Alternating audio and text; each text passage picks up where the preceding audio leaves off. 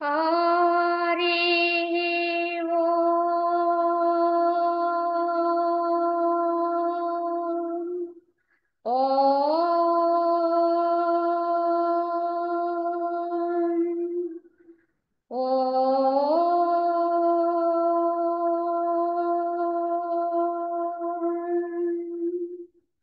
शुक्लाम्बरधरं विष्णुं शशिवर्णं चतुर्भुजं प्रसन्नवदनं ध्यायेत् सर्वविघ्नोपशान्तये अखण्डमण्डलाकारं व्याप्तं येन चराचरं तत्पदं दर्शितं येन तस्मै श्रीगुरवे नमः।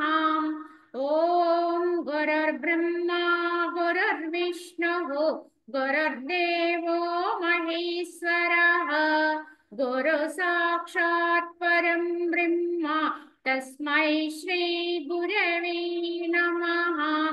वन्दे परब्रह्मचिदात्माकं सद्वन्दे गुरुं शान्तमुमेशमीशं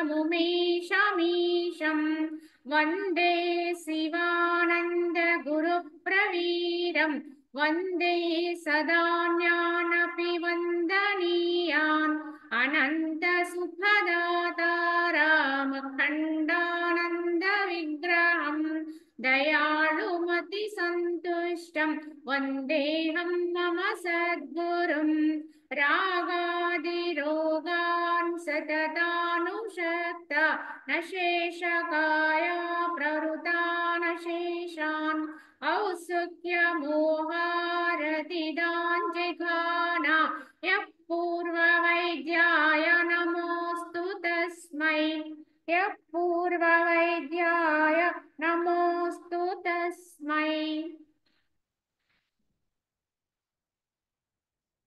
ఓం శ్రీరామచంద్ర పరబ్రహ్మణే నమః. శ్రీ వశిష్ఠ గీత ఉత్పత్తి ప్రకరణము. ఇందులో మనము ఇప్పటి వరకు సప్త జ్ఞాన భూమికల గురించి వివరించుకున్నాము. సప్త జ్ఞాన భూమికలు వాటి యొక్క అర్థాన్ని మనకి వశిష్ఠుల వారు వివరించడం జరిగింది. ఎవరి ఈ 7 భూమికల యందును విజయమును పొందుదురో అట్టి మహాత్ములు వందనీయులు అన్నారు. కావున ఈ సప్త జ్ఞాన భూమికలైనటువంటి ఈ యొక్క శుభేచ్ఛ, విచారణ, అసౌశయము, పదార్థ భావని, అదే విధంగా తురియగా, ఇలా 7 భూమికలు మనకి తెలియచెప్పారు వశిష్ఠుల వారు. దాని యొక్క అంతరార్థాన్ని కూడా వివరించుకున్నాం. ఈ 7 భూమికల్లో ఎవరైతే జయత్వాన్ని పొందుతారు అంటే వాటిని అనుష్ఠానంలో పెట్టుకుని వాటిని సాధించగలుగుతారో మహాత్ములు వందనీయులు. ఏలయనగా వారు తమ ఇంద్రియములను అనేటువంటి శత్రువుల్ని జయించిన వారై ఉంటారు. మరియు ఏ సప్తభూమికి యందు సమస్త భూమండలాధిపత్యము గల చక్రవర్తియు విరాట్ పురుషుడు వారి ఆనందమును తృణప్రాయములై ఉండునో అట్టి సర్వోత్కృష్టముకు బ్రహ్మానంద స్థితిని వారి ప్రపంచమునుండగానే అనుభవిస్తూ ఉంటారు, పొందుచుంటారు. కావున ఈ 7 జ్ఞాన భూమికల్ని ఎవరైతే సాధించుకుంటారో సాధన ద్వారా వారే వందనీయులవుతారు. వారు తమ ఇంద్రియాన్ని పూర్ణముగా మనస్సహితంగా నిగ్రహించుకున్నటువంటి వారై ఉంటారు. కావున వారు పొందేటువంటి ఆనందము ఎంత గొప్పది అంటే సమస్త భూమండలాధిపత్యము కలిగినటువంటి ఒక చక్రవర్తి పొందేటువంటి ఆనందం కంటే కూడా, అలాగే విరాట్ పురుషుడు వారి వారి వారి ఆనందాల కూడా ఆ యొక్క ఈ జ్ఞాన భూమికలు సాధించిన వారు పొందే ఆనందములు తృణప్రాయములైపోతాయి. అటువంటి సర్వోత్కృష్టమైనటువంటి ఈ బ్రహ్మానంద స్థితిని వారు మరి ఎప్పుడు అనుభవిస్తారండి అంటే ఈ జన్మలోనే, ఈ దేహం ఉండగానే ఇక్కడే అనుభవిస్తూ ఉంటారు. అనుభవిస్తూనే జీవిస్తూ ఉంటారు కనుకనే వారు జీవన్ముక్తులు అవుతారు. ఉండగానే వాళ్ళు వందనీయులు అవుతారు, పూజింపబడతారు, మహానుభావులు అవుతారు, వారే గురుతుల్యులు అవుతారు. కావున ఓ రామచంద్ర ఇంకా చెబుతున్నాను విను అని చెబుతూ సువర్ణము తన యందు కల్పింపబడినటువంటి అంగుళీయకమును కూర్చిన బుద్ధి కలది తన నైజ స్వరూపమైనటువంటి సువర్ణత్వమును మరచి నేను సువర్ణమును కాను అని ఏడ్చినట్లుగా ఈ యొక్క అజ్ఞాత అంటే ఆత్మయు అహంకారం వల్ల తన యథార్థ స్వరూపమును మరిచి దుఃఖించుచున్నది అని ఒక ఉపమానం చెప్పారు. ఎలా అయితే బంగారం అనేది ఒక ఆభరణ తత్వాన్ని పొందుతుంది, ఒక ఉంగరంలా అంగుళీకలా మారింది. ఆ అంగుళీకము తన యొక్క సువర్ణత్వాన్ని మర్చిపోయింది అనుకోండి. నేను బంగారాన్ని అని మర్చిపోయి నేను ఉంగరాన్ని మాత్రం అనుకుంటుంది. కనుక అది మళ్ళా నాకు బంగారం కావాలని అడిగినా ఆశ్చర్యపోకలేదు.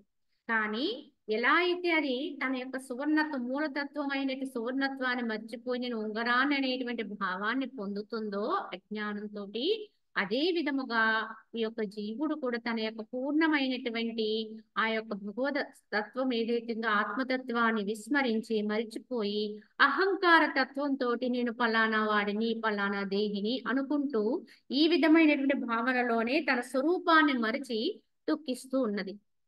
కావున సువర్ణమునందలి అంగుళీయకత్వం వ్యర్థ భ్రాంతియే అగును. అట్లే ఈ జగద్రూపమంతయు కూడా మిథ్య అయి అసస్వరూపమై ఉన్నది. కావున సువర్ణములోంచి అంగుళీయకం వచ్చింది.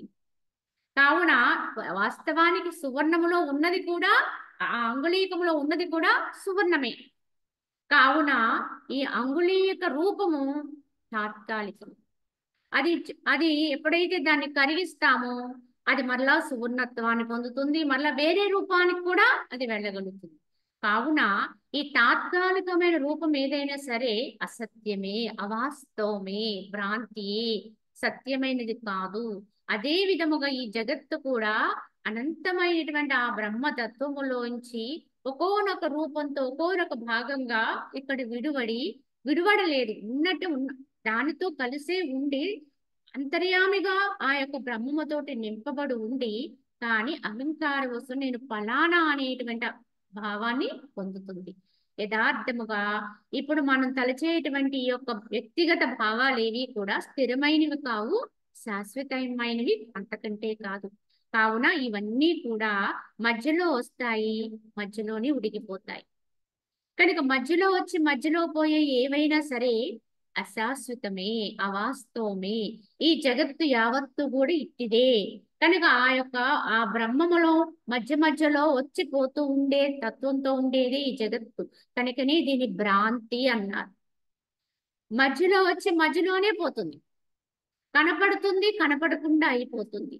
కనుక ఈ విధంగా ఉన్నది ఏదైనా సరే భ్రాంతిగా తెలుసుకుని దాన్ని ఎవడైతే వర్జిస్తూ ఉంటాడో, సంసక్తి లేకుండా ఉంటాడో అటువంటి వాడే మోక్ష భాగుడు కాగలుగుతాడు. కావున ఎలా అయితే ఈ యొక్క మృగతృష్ణ జలం ఉందనుకోండి, ఈ మృగతృష్ణ జలం కూడా భ్రాంతి. అలాగే రెండు చంద్రులు దృష్టి సరిగా లేకపోతే చందమామలు రెండుగా ఉన్నట్టుగా కూడా ఒక్కోసారి అగుపించవచ్చు, ఇది కూడా భ్రాంతి. అదే విధముగా అహంకారము మొన్నగురి బాగుగా మనం కనుక క్షుణ్ణంగా విచారణ చేసి చూసుకోగలిగితే ఏమీ కూడా లభింపనేరవు. అట్లు లభింపకుండుటే వాని యొక్క రూపము. కనుక అంటే ఏంటి, వాస్తవంగా ఉంటే అది లభ్యమవుతుంది, కానీ వాస్తవముగా అది భ్రాంతి. కనుక దాన్ని మనం సరైన విచారణ చేస్తే వాటిలో ఉండేటువంటి అసలైన నశ్వరత్వం బయటపడుతుంది. అది కేవలం ఉంది అనుకుంటున్నాను తప్ప అది ఉండదు.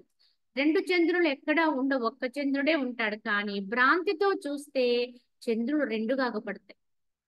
కానీ విచారణ చేస్తే ఆ రెండవ చంద్రుడు మిథ్య అని తెలిసిపోతుంది. అదే విధముగా జగత్తు కూడా మనకి భ్రాంతిలో ఉన్నంత వరకే, భ్రమతో ఉన్నంత వరకే సత్యంగా తోస్తుంది. ఎప్పుడైతే విచారణ ఫలాన్ని పెంచుకుంటామో ఉన్నది ఉన్నట్టుగా వాస్తవంగా, అంటే ఎక్కడ మభ్య పెట్టుకోకుండా మనము నిష్కర్షగా కనుక విచారణ చేసుకుంటే ఈ జగత్తు విషయాలన్నీ కూడా అశాశ్వతమే, భ్రాంతియే అని అర్థమైపోతుంది ఎవరికైనా. కనుక వాటిని త్యాగం చేయటం అనేది చాలా తేలికవుతుంది. అలా కాకుండా మనము వాటి యందు మోహంతో ఉంటూ, మమకారంతో ఉంటూ వాటిని విడనాడలేక భ్రాంతి అని తెలుసు కూడా వాటితోటే ఉంటాను చూడండి, అవి ఎప్పటికీ మన నుంచి తొలగవండి. ఎంతకాలం ఉన్నా మనం ఎన్ని ప్రయత్నాలతో ఏవో సాధనలు చేస్తున్నామని మనం మభ్య పెట్టుకోవడం తప్ప అసలైన భ్రాంతి వీడకపోతే సత్యం గోచరించదండి ఎప్పటికీ. చేస్తూనే ఉంటాం కానీ సత్యానికి దగ్గరగా పోలేమండి. ఎందువల్లంటే మన మనసుకి వాటి పట్ల ఉండేటువంటి ఇంకా మనకు ఉండేటువంటి కామనలు, భ్రాంతి ఏదైతే ఉందో, మోహం ఏదైతే ఉందో వాటిని తెగనాడలేం.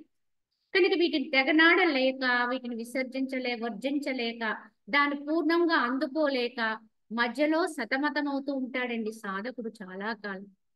కావున ఏ పదార్థము వాస్తవముగా లేదో అట్టి దాని లేమి తత్వ విచారణ చే కనపడుతుంది. కావున ఏ పదార్థమైతే వాస్తవంగా లేదో, యథార్థము కాదో, దాన్ని లేదు అని నువ్వు ఎలా తెలుసుకోగలుగుతావు? తత్వ విచారణ చే. విచారణ బలాన్ని పెంచుకో. తత్వ విచారణ అంటే ఏంటిది? ఉన్నది ఉన్నట్టుగా విచారణ చేయడమే తత్వ విచారణ అంటే. సత్యాన్ని సత్యంగా విచారణ చేయగలిగి ఉండాలి. అప్పుడు ఇటువంటి తత్వ విచారణ వల్లే మనకి ఈ యొక్క పదార్థం యొక్క అవాస్తవం అనేది కనపడుతుంది, యథార్థంగా అర్థమవుతుంది. కానీ విచార భావం ఉంటే, అంటే విచారణ లేకపోతే, ఆ విచారణ కూడా సరిగా లేకపోతే అది సుక్తి ఎందల రజతము వలె, మృగతృష్ణ ఎందల జలము వలె విద్యారూపమని స్మరిస్తూ ఉంటుంది. అలాగే మృగతృష్ణలో ఆ యొక్క నీళ్లు సత్యం అనిపిస్తాయో అలాగే ఈ జగత్తు కూడా యథార్థమని భావనే మనకి మిగులుతుంది తప్ప సత్యము గోచరించేది ఎప్పటికీ కూడా. కనుక విచారణ అనేది తత్వ విచారణ చేయగలిగితే లోతుగా ఉన్నది ఉన్నట్టుగా వాస్తవాన్ని అంగీకరించుకుంటూ వెళ్ళాలి. అంటే దునుమాడుకుంటూ వెళ్ళాలి, ఈ మాయని తెగనాడుకుంటూ వెళ్ళాలి.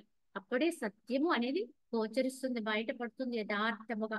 లేకపోతే మనము ఆ యొక్క మృగతృష్ణ జలాన్ని చూసి మోసపోతున్నాం, అదే నిజమనే భ్రాంతిలో పడిపోతూ ఉన్నట్టుగానే ఈ జగత్తును కూడా సత్యం అనేటువంటి భావంగానే ఉంటాం.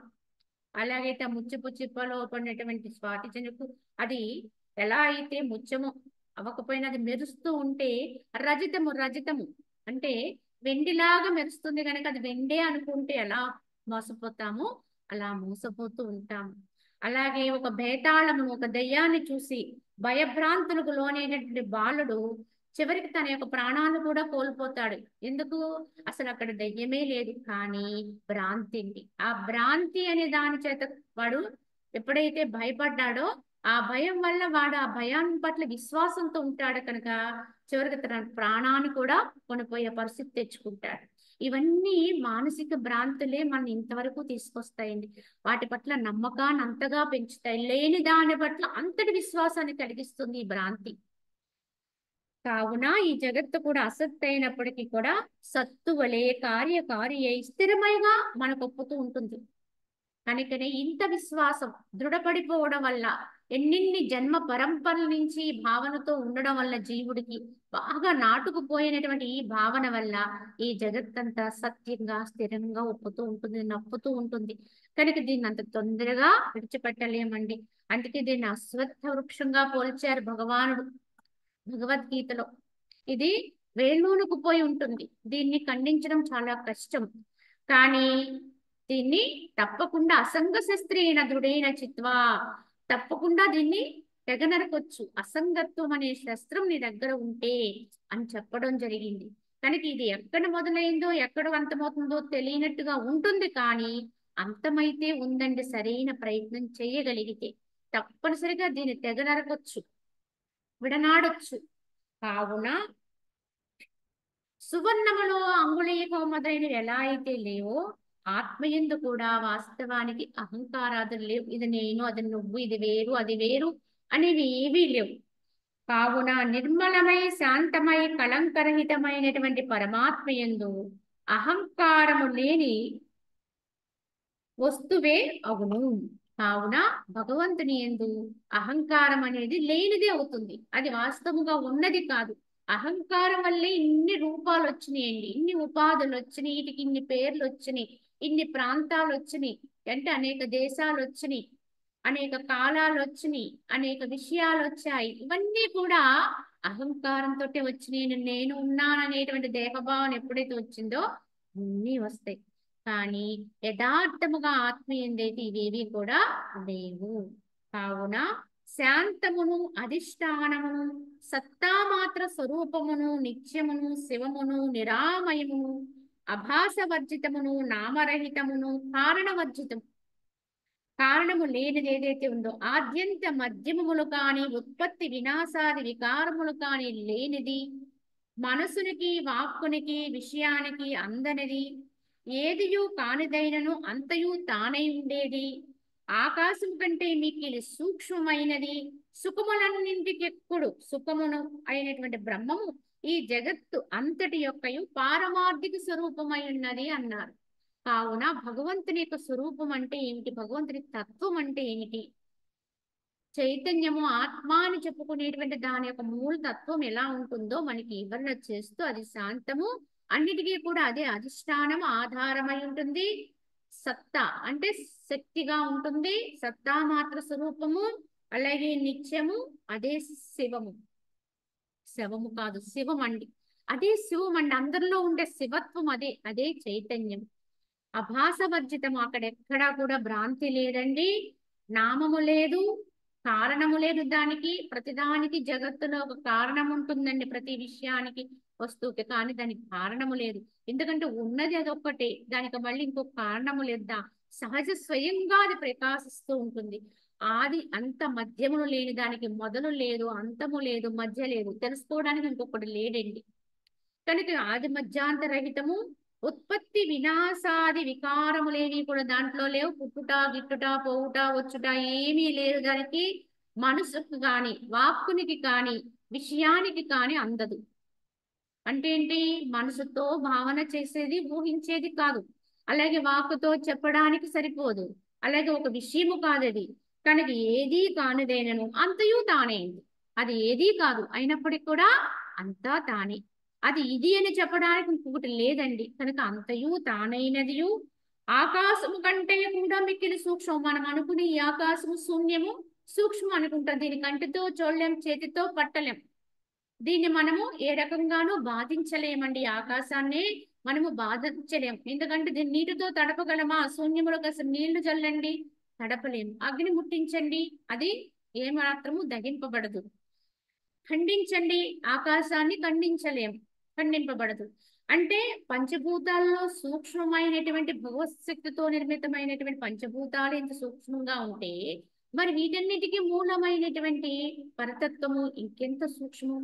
కనుక ఆకాశము కంటే సూక్ష్మంగా ఉండేది, సుఖములన్నింటికంటే కూడా ఎక్కుడు సుఖము, అంటే ఇంకా దానికి మించిన సుఖము ఇంకొకటి లేదండి, అదే బ్రహ్మానందము అన్నారు. అటువంటి బ్రహ్మమే ఈ జగత్తు అంతట యొక్కయు పారమార్థిక స్వరూపము, ఇంకా ఈ జగత్తు యొక్క యథార్థ తత్వం ఇదయ్యే ఉన్నది.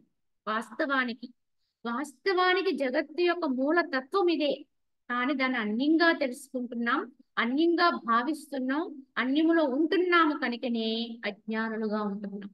కావున అపరిపక్వ బోధ కల వారికి ఆ చిద్రూప బ్రహ్మము దృశ్య పదార్థం వలె భాషించుచు సృష్టి రూపముగా ఎరుగబడుచున్నది, కానీ జ్ఞాన పరిపక్వత చేత ఆ సృష్టియే శాశ్వతమగు ఈ పరబ్రహ్మమగుచున్నది. ఎందుకంటే మనకి పరమాత్మ యొక్క అనుభవం అనేది చేకూరడానికి ఎంతో ప్రయత్నం అవసరం. ఈ ప్రయత్నం మొదలుపెట్టిన దగ్గర నుంచి కొద్ది కొద్దిగా మనకి పరిపక్వత అనేది వస్తూ ఉంటుంది. కానీ ప్రారంభములో ఈ పరిపక్వత అనేది సమృద్ధిగా మనలో కలగనప్పుడు అవగాహన రాహిత్యం వల్ల ఏమవుతుంది, ఆ చిద్రూప బ్రహ్మము దృశ్య పదార్థముగా భాషిస్తూ ఉంటుంది, ఒక విషయంగా, ఒక రూపంగా, ఒక ప్రత్యేకమైన నామంతో కూడినటువంటిది, ఒక ఆలయంలో సృష్టించబడినటువంటి ప్రతిష్ఠించబడినటువంటి విగ్రహంగాను, ఇలా రకరకాలుగా భగవంతుడిని మనం ఉన్నాడు, ఇలా ఉంటుంది భగవంతుడంటే ఈ రూపంతో ఉంటాడు, భగవంతుడంటే ఈ నామంతో పిలువబడతాడు, భగవంతుడంటే ఈ గుణాలతో ఉంటాడు అని కొన్ని భావాలు కలిగి ఉంటాం. రాముడంటే కొన్ని గుణాలు, కృష్ణుడంటే కొన్ని గుణాలు, కొన్ని భావాలు, కొంత రూపములో వ్యత్యాసము, ఇవన్నీ కూడా చెప్తాం. ఇదంతా కూడా అపరిపక్వత కలిగినటువంటి బోధ ఉన్నవారికి ప్రారంభములో ఇంకా పరిపక్వత రాకపోతే భగవంతుడికి ఈ లీలా విశేషాలు, ఈ గుణ విశేషాలు మాత్రమే పరిగణలో తీసుకుంటారు. కనుక ఆ రూపానికి ఆ నామానికి సంబంధించిన గుణగణాల్ని కీర్తిస్తూ ఉంటారు. మంచిదే, కొంతవరకు చాలా వరకు మంచిదే. ఈ భగవన్నామ స్మరణ, కీర్తన ఆ రూపాల్ని భావించేటప్పటికీ కూడా కొంతవరకు చాలా వరకు వాళ్ళని, కానీ ఈ భావనలో వాళ్ళు ఇంకా సూక్ష్మంలోకి వెళితే ఈ భేదాలనే రేఖలన్నీ కూడా అక్కడ హతమైపోతాయి. కావున అప్పుడు భేద రాహిత్యం వస్తుంది. భగవంతుడు అంటే ఈ రూపమే కాదు, ఈ నామమే కాదు, ఈ ప్రాంతమే కాదు, ఇక్కడ ఈ ఆలయంలో ఉండేవాడే కాదు, లేకపోతే ఆ దేవతామూర్తియే కాదు.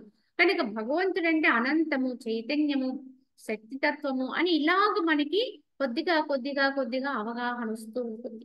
కనుక బోధ పరిపక్వత కలిగే కొద్ది కూడా వాళ్ళలో జ్ఞాన పరిపక్వత వస్తుంది. కావున ఈ బోధ పరిపక్వత లేనంత కాలము కూడా సృష్టి రూపముగా చూస్తూ ఉంటాడు భగవంతుణ్ణి. కానీ ఆ సృష్టిలో కూడా అంతటా భగవంతుని చూడగలిగితే జ్ఞానమే అవుతుంది. కనుక దేన్ని చూసినా, ఎక్కడ చూసినా, ఎవరిని చూసినా, లేదా ఏ రూపాన్ని చూసినా, ఏ వస్తువుని చూసినా, ఒక పువ్వును చూసినా, ఒక పిందెని చూసినా, ఒక కాయను చూసినా భగవంతుడే భగవంతుడే అనుకుంటే అది పరాభక్తి అయిపోతుంది. అలా అనుకోకపోతే, ప్రత్యేక భావన కల్పించుంటే అది సామాన్య భక్తిగానే ఉండిపోతుంది. కనుక భగవంతుడు ఉన్నాడు, పరమ సత్యం ఇది, ఇందులో అనుమానమే లేదు. కానీ ఆ భగవంతుణ్ణి సర్వాంతర్యామిగా చూడగలిగిన వాడెవడో వాడు పూర్ణ భక్తుడవుతాడు, యథార్థ భక్తుడు. కావున కానీ జ్ఞాన పరిపక్వత చేత ఆ సృష్టి శాశ్వతమైన పరబ్రహ్మం అవుతుంది. జ్ఞాన పరిపక్వత ఎప్పుడైతే వస్తుందో, ఈ బోధ పరిపక్వత ఎప్పుడైతే వస్తుందో, అప్పుడు సృష్టి యావత్తు కూడా భగవన్మయంగా చూస్తారు. ఇంకా వాడికి ఎక్కడా వేరే ఏది కనిపించదండి. సృష్టి అంతా కంటి ముందు గోచరిస్తుంటే ప్రతి దానిలోనూ కూడా పరమాత్మ యొక్క తత్వాన్ని గుర్తించి ఎరుకు చేసుకుని స్ఫురణ చేసుకుని దర్శించి, అంటే దాని స్ఫురణే దర్శనం అనుభవించి తాదాత్మ్యం పొంది పరమానందాన్ని అనుభవిస్తాడు. ఎక్కడెక్కడ ఏ యొక్క శక్తి పనిచేస్తుందో అక్కడక్కడ తానుగా అంటే తానే అదై ఉంటాడు. ఆ రకంగా వాడు పరమానందాన్ని అనుభవిస్తాడు. సువర్ణమనందు ఆభరణ బ్రహ్మలే పరమ శాంతమకు పరమాత్మేందు సృష్టి చిత్తము వలనే సంప్రాప్తమైనది. చిత్తరాహిత్యముచే 5 లెస్సగా క్షయించిపోద్ది. ఎలా అయితే బంగారములోంచి ఆభరణాలు అనేకం వచ్చి ఆభరణాలను మాత్రమే దృష్టిలో పెట్టుకుంటే అజ్ఞాన దృష్టి, ఈ ఆభరణాలు అన్నింటిలోనూ కూడా అంతర్లీనంగా ఉన్న సువర్ణత్వాన్ని గుర్తించదే జ్ఞాన దృష్టి. అలాగే సృష్టిని కూడా అలా ఎవడైతే సృష్టిని ప్రత్యేకంగా చూస్తాడు, ఇది అది ఇది ఇది అంటాడో వాడు అజ్ఞాన దృష్టిలో ఉంటాడు. కానీ సృష్టి యావత్తులో నేను బ్రహ్మమును తెలుసుకుంటాడో వాడు జ్ఞాన దృష్టిలోకి వస్తాడు. కనుక ఇక్కడ మార్చుకోవాల్సింది ఏమిటంటే దృష్టిని మార్చుకోవాలి. భావాన్ని, దృష్టి ఎలా మారుతుందంటే భావశుద్ధి చేత మారుతుంది. మనం భావాన్ని ఎంత పరిపక్వత చేసుకుంటామో మన దృష్టి కూడా అదే మారుతుంది. దృష్టి కూడా అదే విధంగా మారుతుంది. శిల్పి యొక్క చాతుర్యము చేయబడిన మృత్తికాసేన వాస్తవముగా మృత్తికి అయ్యున్నను సేనారూపమున భాషించినట్లుగా ఉత్తాన కాలమున జ్ఞాన దృష్టి యందు ఆ సృష్టి యథార్థముగా భేదరహితమై ఏకమైనటువంటి శివ పరమాత్మ స్వరూపమై ఉన్నను పైకి మాత్రము ప్రాతిభాసికముగా అనేక రూపములుగా తోచును. అంటే ఒక శిల్పి అంటే ఒక బొమ్మలు తయారు చేసేవాడు అనుకుందాం. వాడు ఏకంగా ఒక మట్టి ముద్దను తయారు చేసి దాంట్లోంచి కొన్ని ముద్దలు విడదీసి ఒక్కొక్క ముద్దతో ఒక్కొక్క రూపంతో కొంత సైన్యాన్ని తయారు చేశాడండి. అందులోనే రాజు బొమ్మ తయారు చేశాడు, మంత్రి బొమ్మ తయారు చేశాడు, సైన్యం బొమ్మలు అన్ని పెట్టి అక్కడ రణరంగాన్ని సృష్టించి ఆ బొమ్మల వినోదం కోసం ప్రదర్శిస్తాడు. చూడడానికి అవి అనేకంగా ఉంటాయి, చిత్రంగా ఉంటాయి, ఏదో ఒక రకమైన వినోదంగా ఉంటాయి. కానీ యథార్థముగా అవన్నీ లోను కూడా అంతర్లీనంగా ఉన్నది ఒకే మృత్తిక. మళ్ళీ అవి శిథిలావస్థకు వచ్చేసినాయి అనుకోండి, అన్నిటినీ ఏకం చేసి ఎక్కడైనా పెట్టేస్తే అవన్నీ కూడా మళ్ళీ మట్టిలో కలిసిపోతాయి. ఎందుకంటే మట్టిలో నుంచి వచ్చాయి కనుక మట్టిలోనికి వెళ్ళిపోతాయి. అప్పుడు మట్టి బొమ్మలుగా ఉన్నప్పుడు కూడా అందులో ఏముంది, మట్టే ఉంది. కాకపోతే దాన్ని ఒక ప్రత్యేకత కల్పించి దానికి కొంత రంగులేసి దానికి ఒక రూపాన్ని కల్పించి అక్కడ పెడితే ఇది ఆ బొమ్మ, ఇది ఈ బొమ్మ, ఇది మంత్రి బొమ్మ, ఇది రాజు బొమ్మ, ఇది సైన్యం ఇలా మనం వేరు వేరు బొమ్మలుగా భావన చేసాం. కానీ వాస్తవానికి అన్నింటిలోనూ అంతర్లేని మొత్తానికి అన్ని ముద్దలు అన్ని బొమ్మలు తయారైంది ఒకే మృత్తికతో. సృష్టి కూడా అటువంటిదేనండి. చూడడానికి అనేకంగా రకరకాలుగా తయారై మనకి కనిపిస్తూ భాషిస్తూ ఉన్నటువంటి సృష్టి యావత్తు కూడా ఏకమైన బ్రహ్మము చేత నింపబడి ఉంది. కనుక అంతర్యామిగా అన్నిటిలో కూడా ఉన్న శక్తి ఒకటే బ్రహ్మము. ఇది తెలుసుకున్న వాడికి జ్ఞాన దృష్టి కలుగుతుంది. అవునా, జ్ఞానుల యొక్క పరమార్థ దృష్టి నుండి జగత్తు ఉత్పత్తి నాశరహితమును వికారరహితముగా ఉంటుంది. ఏలయన్నా పూర్ణమకు పరమాత్మ యొక్క వ్యాచే పూర్ణమైనది పరమాత్మ ఎందే వెలుగుచున్నది. కావున పూర్ణముకు పరమాత్మే ఇక్కడ శేషిస్తుంది. దీని ఎందు అపూర్ణత్వం ఎక్కడ వెలితి మాత్రం లేదండి. పూర్ణము అది ఏకమండి, పూర్ణత్వముతో నిండి ఉంటుంది. ఎక్కడా ఇది ఖండింపబడేది కాదు, వెలితి లేనిది, యావత్తు కూడా అది నిండిపోయి ఉన్నది. కనుక ఇదే పౌర్ణమి, ఇదే పూర్ణత్వం అండి. ఈ పూర్ణత్వాన్ని అందుకున్న వాడెవ్వడో వాడు పరిపూర్ణుడవుతాడు. కావున జ్ఞానుల యొక్క పరమార్థ దృష్టి అంది జగత్తే ఉత్పత్తియే కాదు. కనుక దీంట్లో ఎక్కడా వికారాలు లేవు. కనుక ఇది నాశనము లేదు. పూర్ణమగు పరమాత్మ యొక్క వ్యాప్తి చే పూర్ణమై ఇది పరమాత్మ ఎందే వెలుగుచున్నది. కనుక ఈ జగత్తు కూడా ఏవత్తు కూడా బ్రహ్మమునందే భగవంతుని ఎందే వెలుగుతూ దానితోనే నింపబడి ఉంది. కనుక దీంట్లో ఎక్కడ వెలుతులు ఖాళీలు లేవండి. అంతటా కూడా ఏకమైన బ్రహ్మము చేతనే అది నింపబడి ఉంటుంది. ఆ బ్రహ్మమునందే అనేకమైనటువంటి భ్రమలతోటి రూపాలుగా వ్యక్తమవుతున్నాయే కానీ యథార్థముగా ఎప్పుడు ఇది అనేకం కాలేదండి. ఏకమయ్యే ఉంది, సత్యమయ్యే ఉంది. యావత్తు బ్రహ్మాండం అంతా కూడా ఏకంగానే ఉందంటండి, ఒక్కటిగానే ఉంది. ఇది అనుభవంగా ఎవరైతే అనుభవాన్ని తెచ్చుకోగలిగి ఉండాలి. అంటే కేవలము మాటల ద్వారా మాత్రమే దీన్ని అనుభవించలేమండి. బోధతో కొంతవరకు మనం అక్కడి వరకు వెళ్ళగలుగుతాం భావన చేత. కానీ ఆ భావాన్ని ఎంత స్థిరం చేసుకుంటాము. ఎలా అయితే ఈ దేహము నేను, ఇది నేను, అది నేను ఇంతకాలం ఇన్ని జన్మల నుంచి నమ్ముతూ వచ్చి దీన్ని ఎంత గట్టిగా అయితే నమ్మున్నామో, మళ్ళా దీని పట్ల భావాన్ని సడలించుకుని బ్రహ్మభావంలో అంత గట్టితనం రావాలండి, అంత స్థిరత్వం రావాలి. అప్పుడు మనకి అది సిద్ధిస్తుంది, అనుభవానికి వస్తుంది. కనుక భావాన్ని ఎంత శుద్ధి చేసుకుని ఎంత స్థిరపరుచుకుంటావో అంతంత నీకు ఆత్మ ఎందు దృఢత్వం పెరుగుతుంది, స్థిరమైన స్థితి ఏర్పడుతుంది. కావున అద్దమునందు ప్రతిబింబించినటువంటి 9 యోజనముల దూరమునున్న నగరమునందు దూరత్వ సమీపత్వములు రెండును ఏకమై ఉన్నట్లు పరబ్రహ్మమునను జగత్తు యొక్క దూరత్వ సమీపత్వములు ఏకమయుండును. ఎందుకంటే మన దృష్టిలో అయితే ఇది దూరం అండి, ఇది దగ్గరండి అని ఒక భావన ఉంటుంది. ఏదైనా ఒక దాన్ని మనం ఇది దగ్గరగా ఉంది, ఇది చాలా దూరం అని చెప్తూ ఉంటాం. ఈ దూరాదూరములు ఈ యొక్క సృష్టి క్రమంలోనే తప్ప, సృష్టి విధానం ఈ భ్రాంతిలోనే తప్ప వాస్తవానికి బ్రహ్మమునందు దూరాదూరములు లేవు. ఎందుకని? అది ఉన్నది ఒక్కటే, ఏకం, పూర్ణం, నిండి ఉన్నది. మళ్ళీ అందులో మళ్ళీ ఇక్కడి నుంచి అక్కడికి, అక్కడి నుంచి ఇక్కడికి, ఈ దూరము ఆ దూరము ఆ దగ్గర అనేటువంటి భేదాలు లేవండి. అది కాలాతీతము, దేశాతీతము, వర్ణనాతీతము. కనుక దాంట్లో ఈ భేదాలు ఏవి కనపట్టవండి. కావున అద్దమునందు ప్రతిబింబించినటువంటి 9 యోజనముల దూరం అంతా కూడా అద్దములో, ఆ చిన్ని అద్దములో అంత దూరము కూడా ఆ చిన్ని అద్దములో ఎలా అయితే, మరి అంత దూరాన్ని ఇంత చిన్న అద్దములో ఎలా పట్టగలిగావు? అదేనండి యొక్క చిత్త లీలలు ఇలానే ఉంటాయి. కావున అంత చిన్ని అద్దములో ఎలా అయితే ఎంతో దూరం ఉన్న దాన్ని కూడా మనం దర్శించి దానిలోకి ప్రతిబింబించగలుగుతుంది అది. అదే విధముగా ఆత్మయందు ఈ జగత్తు యావత్తు కూడా ప్రతిబింబించిందే తప్ప వాస్తవం కాదు. కనుక ప్రతిబింబించిన దాంట్లో ఉండే దూరాలు అందులో పరిగణలోకి రావండి. ఎలా అయితే బయట దూరాలు ఏవి కూడా అద్దములో ప్రతిబింబించినప్పుడు ఎలా అయితే మనం లెక్కలోకి తీసుకోకుండానే అది దానిలో చూపిస్తుంది. అది ఎంత దూరం అయితే దాన్ని చూపించగలదో అంత దూరము చూపించేస్తుంది. కానీ ఎంత అద్దములోనండి? ఇంత అద్దములోనే. అంత చిన్ని అద్దములో ఇంత దూరాన్ని కూడా ఇంత ఎలా చూపించగలిగిందో అలాగే బ్రహ్మమునందు కూడా ఈ దేశము ఆ దేశము ఆ కాలం ఈ కాలం అనే వ్యత్యాసము లేకుండా అంతా ఒకే దాంట్లో ఏకకాలములో అన్ని కాలాలు అక్కడ ఏకకాలమే, ఎప్పుడు వర్తమానమేనండి. ఇన్ని కాలాలు లేవు, ఇన్ని దేశాలు లేవు, ఇన్ని ప్రాంతాలు లేవు, ఏమీ లేవు. అది ఏకం, ఒక్కటే ఎప్పుడు. కనుక అన్నిటికీ కూడా అతీతమై ఉన్నది. కావున ద్రష్ట దర్శన దృశ్యములనేటువంటి త్రిపుటి యందు అనునూతమై ద్రష్ట దర్శన దృశ్యాది వర్జితమై తత్ సాక్షి అయి వెలుగు చిన్మాత్ర ప్రత్యేగాత్మయనే ద్రష్ట యొక్క శుద్ధ రూపం ఏది కలదో అది పరబ్రహ్మము. ఇంతకీ పరబ్రహ్మము అనే దానికి కొన్ని నిర్వచనాలు చెప్తున్నారు. ద్రష్ట దర్శనము దృశ్యము మూడు చెప్తాం ఇక్కడ.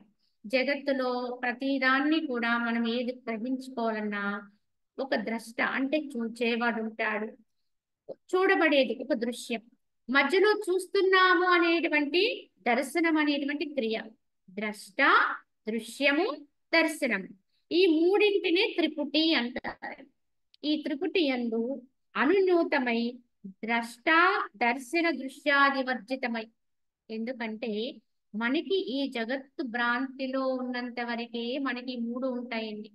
ఒకడు చూసేవాడు ఉంటాడు, ఇంకో చూడబడే దృశ్యం ఉంటుంది, మధ్యలో చూస్తున్నామనేటువంటి క్రియ దర్శనం అనే క్రియ. ఈ విధముగా చూచేవాడు వేరు, చూడబడేది వేరు, చూస్తున్నటువంటి క్రియ ఒకటి అనే భావనతో ఉంటాం. కానీ ఏకమైనటువంటి బ్రహ్మములో ఇవన్నీ కూడా అందులోనే జరుగుతుంటాయి, అనున్యూతమై ఉంటాయి అందులోనే. కనుక ద్రష్ట దర్శన దృశ్యాది వర్జితం, అక్కడ ఏమి చూచేవాడు చూడబడేది దృశ్యము ఇన్ని అనేటువంటి భావన భేదము అక్కడ ఉండదండి. అన్ని కూడా వర్జితమై తత్ సాక్షి తత్ సాక్షిగా అన్నిటిని ఏకకాలములో దర్శించేదే. ద్రష్టని దృశ్యాన్ని దర్శనాన్ని అన్నిటినీ కూడా ఏకకాలం, ఎందుకంటే ఇక్కడున్నది అక్కడున్నది ఇక్కడున్నది ఒక్కటి. చూచేవాళ్ళలో ఉన్నది అదే, చూడబడే దాంట్లో ఉన్నది అదే, దర్శిస్తున్నాననేటువంటి క్రియలో ఉన్నది కూడా అది. కనుక అన్నిటికీ కూడా తత్ సాక్షి వెలిగే చిన్మాత్ర ప్రత్యేగాత్మ ఏదైతే ఉందో ఆ ద్రష్ట యొక్క శుద్ధ రూపం ఏది కలదో అది పరబ్రహ్మం. ఆ చూచేవాడు వేరుగా లేకుండా, చూడబడేది వేరుగా కాకుండా ఎప్పుడైతే ద్రష్ట యొక్క ఆ యొక్క భావన శుద్ధి లేకపోతే మనకి అనేకం కనిపిస్తాయి. చూచేవాడుగా ఉంటాం, చూడబడేది ఉంటుంది, చేస్తున్నాననే కర్మ ఉంటుంది. కానీ ద్రష్ట ఎప్పుడైతే శుద్ధి అయిపోతాడో ఎవరికి వాళ్ళమేనండి ఈ ద్రష్టలం. కనుక ఎవరిలో ఉన్న జీవుడైనా ద్రష్టగా ఉన్నాడు.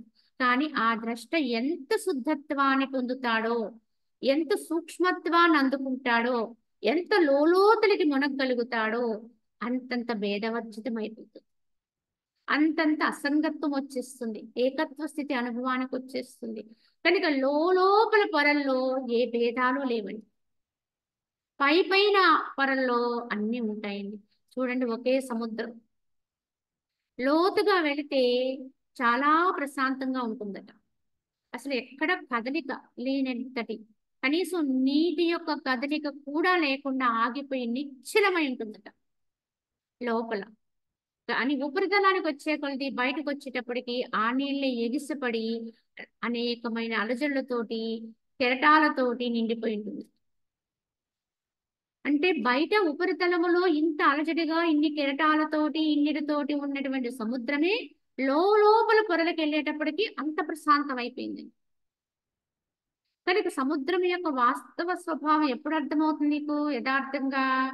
ఆ లోపల పొరల్లోకి నువ్వు వెళ్ళగలిగితే ఓ సముద్రం ఇలా ఉంటుందా అసలైన సముద్రం, కానీ బయటకు వచ్చినప్పుడే అది ఎగిసిపడుతుంది అనే సత్యం ఎలా అయితే గోచరిస్తుందో అదే విధముగా ఇక్కడ కూడా మన యొక్క చిత్తము భౌతికములో బయట ద్రష్ట దృశ్యము దర్శనము అంచాది క్రియలు వేరుగా ఉన్నాయి అనేటువంటి భావనతో ఆ స్థితిలో అనుభవంతో ఉన్నంత వరకు కూడా మనకు అన్ని భేదాలే కనిపిస్తాయి, అన్ని వేరువేరుగానే అనిపిస్తాయి, రకరకాల భావాలు కలుగుతూ ఉంటాయి. కానీ అదే చిత్తాన్ని నువ్వు ఎంతైతే సూక్ష్మంలోకి తీసుకెళ్ళగలుగుతావు, ఇంకా లోపలికి మునగాలి, నువ్వు సముద్రం అడుగు భాగాన్ని ఎలా చూడాలనుకుంటావా అలాగ దీన్ని ఎంత లోతుల్లోకి తీసుకెళ్తావో అంతంత అక్కడ అంత నిశ్చలము, అంత భేదవర్జితం. ఇది అర్థం అవ్వాలంటే సముద్రం ఎలా ఉంటుంది అంటే లోపలికి వెళ్ళాలి. అలాగే ఆత్మస్థితి యొక్క గ్రహణం అది కూడా అనుభవానికి రావాలంటే బయట దాన్ని చూసి నిర్ణయించుకునేది కాదు. బయట దానితో ఉండడం వల్ల మనకి యథార్థం తెలియదండి. లోపలికి మునిగిన వాడికి వాస్తవతత్వం అర్థం అవుతుంది. ఎంత లోతుగా మునగలిగితే అంత యథార్థం అనేది గోచరిస్తుంది. ఇంతవరకు నీకు తెలియనివి, నీకు అనుభవానికి రానివి, అసలు ఎప్పుడు విననివి, చూడనివి ఏదైతే ఉందో అవన్నీ కూడా నువ్వు ఎంత లోతుకెళితే అంత అర్థం చేసుకోగలవు. ఇదే మహనీయుల యొక్క విధానం అండి. మహానుభావులు మరి ఎలా ఇలా అన్ని తెలుసుకోగలుగుతున్నారంటే వారికి ఈ ప్రకృతి విషయాలు, ప్రకృతి సంబంధమైనటువంటి భూత భవిష్యత్తు వర్తమానాలన్నీ కూడా వారి ఏకకాలములో దర్శించే స్థాయిలోకి వెళ్ళిపోతారు. కనుక వాళ్ళకి ఏది కూడా వ్యత్యాసం తెలియదు. ఏకస్థితిని అనుభవిస్తూ ఉంటారు కనుక వారికి ఇదంతా కూడా అరచేతి అరటి పండు అంటే ఏంటి ప్రత్యక్షం గోచరిస్తూ ఉంటుంది. యథా ఇందులో ఉండేటువంటి ఒకే కాలములో 3 కాలాల్ని దర్శించేస్తారు. గతం ఏమైంది, ఎప్పుడు జరుగుతున్నది, తర్వాత ఏమవుతుందో కూడా ఒకే కాలంలో దర్శిస్తారు. కానీ ఆ దర్శించగలిగే శక్తి వారికి వచ్చిన బయటికి మాత్రం రారండి యథార్థమైన జ్ఞానులైతే. అక్కడ దర్శిస్తారు, అంత సహజం అనుకుంటారు, దాన్ని అలానే ఎలా ఉండేది అది అల్పం అనుకుంటారు కనుక దాన్ని వర్జించుకుంటూ లోపలికే మునిగిపోతారు. వాళ్ళే యథార్థమైనటువంటి ఆత్మానుభూతిని పొందగలుగుతారు. వాళ్ళే జీవన్ముక్తులుగా ఉండగలుగుతారు. అలా కాకుండా కొద్ది మునిగి కొంత వచ్చినప్పటికి కొంత అనుభవం అయ్యేటప్పుడు మళ్ళీ బయటకు వచ్చి బయటతో సాంగత్యం పెట్టుకుని ఆ విషయాన్ని ఇక్కడ వెల్లడి చేస్తూ రకరకాలుగా ఉన్నారనుకోండి, వాళ్ళకి దేహ అహంకారాన్ని పెంచేటువంటి కీర్తి రావచ్చు. వాళ్ళు గొప్పగా ఇక్కడ భావించబడి ఉండొచ్చు. కానీ వారు అసలైన ఆత్మస్థితిని అందుకోలేమండి. కనుక సాధకుడు ఇక్కడ బహుజాగ్రత్తగా ఉండాలి. మునగాలే కానీ మునిగినోడు మునిగినట్టే ఉండాలి. లోపల తత్వంలోనే ఉండాలి తప్ప మళ్ళీ దాన్ని బయటికి తీసుకొచ్చి దాన్ని ప్రచారం చేయకూడదు. ఏదైనా ఉంటే దాన్ని లోక శ్రేయస్సు కొరకు, లోక కళ్యాణం కొరకు, ఇంకా ఎన్నో ఆత్మలు ఉద్ధరింపబడట కొరకు తన జ్ఞానాన్ని కొంతవరకు సూచన మాత్రంగా పంచాలే తప్ప దాన్ని వ్యక్తం చేసే హక్కు ఎవ్వరికీ లేదండి. చేస్తే వారికి మళ్ళీ తిరిగి అహంకార వశులైపోతారు. మళ్ళీ ఇక్కడిక్కడే తిరిగాడే పరిస్థితి వచ్చేస్తుంది. కావున ఇది ఎంతో మంది అనుభవజ్ఞుల యొక్క మహనీయుల యొక్క ఉచ్చారణ ఇదంతా కూడా సామాన్యులమైన మనకు అందదండి. కావున ఈ విధంగా ద్రష్ట యొక్క శుద్ధ రూపం ఏది కలదో ఆ ద్రష్టే చివరికి పరబ్రహ్మం అయిపోతాడండి. ఎప్పుడు ఇంకా శుద్ధి చేసుకోగా క్రమంగా తొలగించుకోగా ఎంత సూక్ష్మలోకి మునుగుతూ ఉంటాడో అక్కడ నివృత్తి అయిపోతుంది. పూర్తిగా నివృత్తి అయిపోతుంది. అంటే అక్కడ ఏ యొక్క అంబరము లేనటువంటి దిగంబరం కనుక ఏ యొక్క ఆచ్ఛాదన లేనటువంటి స్థితి ఏర్పడుతుంది. ఈ విధంగా ఎవరికైతే ఆ యొక్క ఆచ్ఛాదన తొలగిపోతుందో అంటే ఏంటి, ఇంకా అక్కడ అడ్డులేమీ లేవండి.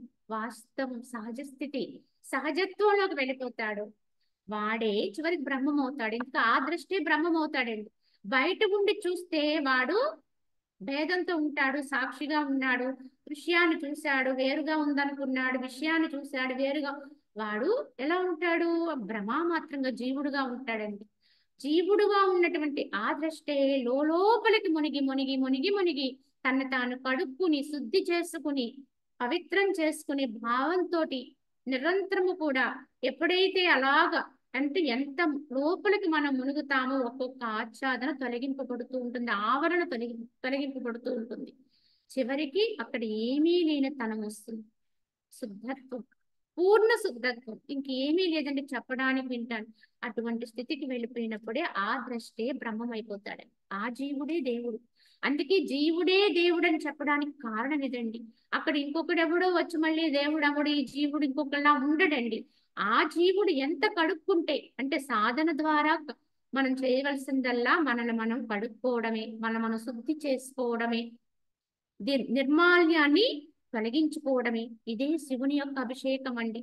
ఈ అభిషేకం మనకి మనం చేసుకోవాలి ఎప్పటికప్పుడు. భౌతికమైనటువంటి పదార్థాలతో చేసేటువంటి అభిషేకం వల్ల శివుడికి ప్రియత్వం అంటే నిజంగా మనలో ఉన్నది శివత్వం అండి. యథార్థంగా మనందరము శివస్వరూపులమే. కనుక దీనికి ఎప్పుడూ కూడా అభిషేకం అనేది చేస్తూ దాన్ని తొలగించుకుంటూ నిరావరణం చేస్తూ శుద్ధి చేసుకుంటూ ఇంకా లోపలికెళ్ళు, ఇంకా లోపలికెళ్ళి, ఇంకా లోపలికెళ్ళి ఒక అరటి బోధే దాని పైనున్న డొప్పలన్నీ తీసేస్తూ అలా మొత్తం వలిచేస్తే లోపల ఏముంటుందండి? ఏముండదు, శూన్యం. అలానే ఈ ఈ విధంగా ఈ జీవత్వం అనేటువంటి స్థితిలో ఉండేటువంటి ఈ పొరల్లో ఉండేటువంటి ఈ భౌతిక వాసనలన్నీ భావాలన్నీ ఎంత ప్రక్షాళితం చేసుకుంటావు. ఒక ధ్యాన అభ్యాసం చేస్తున్నామంటే ధ్యానం అంటే జీవుడికి స్నానం అండి అంటారు. అంటే అక్కడ ఏంటి తన లోపల తను చేసుకునే విచారణే ధ్యానం అండి. ధ్యానంలో ఏం చేస్తాం? నేను ఎవరిని అని తెలుసుకునే ప్రయత్నం చేస్తాం. నేను ఎవరిని అని తెలుసుకునే ప్రయత్నం చేస్తూ ఉన్నప్పుడు అన్యంగా వచ్చిన వాటిని వదిలించుకుంటూ ఉండాలి, విడిచిపెడుతూ ఉండాలి, భావనతో తొలగించుకుంటూ ఉండాలి. ఇలా తొలగించగా తొలగించగా తొలగించగా చివరికి ఏదో ఒక రోజున స్వయంగా అనుభవానికి రావాలి. కనుక ఇక్కడ ద్రష్టే బ్రహ్మమవుతాడని చెప్పారు. ప్రారంభములో నువ్వు ద్రష్టగానే ఉంటావు, వేడిగానే ఉన్నావు, దృశ్యం ఉందనుకుంటావు. కానీ క్రమంగా ఎప్పుడైతే రహితత్వం వస్తుందో క్రమంగా నువ్వే దేవుడు అవుతావు ప్రత్యక్షంగా అనేది ఇక్కడ స్వానుభవంతో చెప్పిన వాక్యాలను మహనీయుల యొక్క హితోపదేశం ఇది.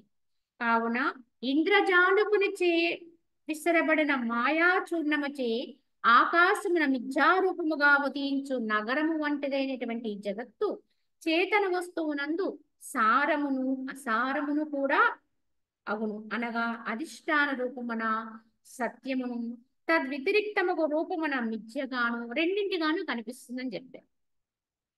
ఒక ఇంద్రజాలికుడు ఉన్నాడు అనుకుందాం, ఒక మ్యాజిక్ చేసేవాడు.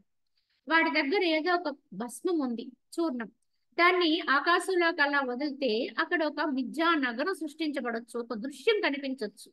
అదే వాడి యొక్క మెజిషియన్ యొక్క గొప్పతనం. అంటే లేనిదాన్ని ఉన్నదట్టుగా భ్రమింపచేసి చూపించగలిగిన వాడు. ఆ కొంతసేపే ఉంటుంది అది. కావున ఆ విధంగా ఆ మాయాచూర్ణం నుంచి ఆకాశమున మిథ్యారూపముగా ఉదయించేటువంటి నగరం అది నిజం కాదు. అలా నిజమైతే వాడు చక్కగా అటువంటి నగరాన్ని సృష్టించుకొని ఎన్నిటినో పాలించవచ్చు. కానీ ఇన్ని రకాల మ్యాజిక్లు చేసి అందరికీ ప్రదర్శన చేసి తదుపరి వాడు ఏం చేస్తాడు? అందరినీ కాసులు అడుగుతాడు, అంటే డబ్బులు అడుగుతాడు. వాడు బ్రతకడానికి బ్రతుకు తెరువు చేసుకుంటాడు. ఏమంటే ఇంత సృష్టించగలిగిన వాడు, ఇన్నిటిని చూపించగలిగిన వాడు, వాడే హాయిగా సృష్టించుకుని నగరాన్ని సృష్టించుకుని ఇంకేవేవో సృష్టించుకుని వాడు హాయిగా ఉండొచ్చు కదా. మరి ఎందుకండి అంటే అవి నిజం కాదు కదా అంట.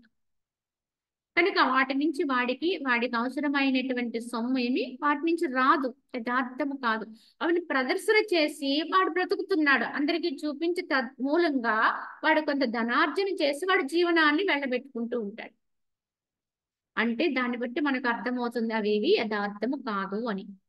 అదే విధముగా ఈ జగత్తు కూడా చేతన వస్తువునందు, ఆ నగరం వంటిదైనటువంటి ఈ జగత్తు చేతన వస్తువునందు సారముగా ఉంటుంది,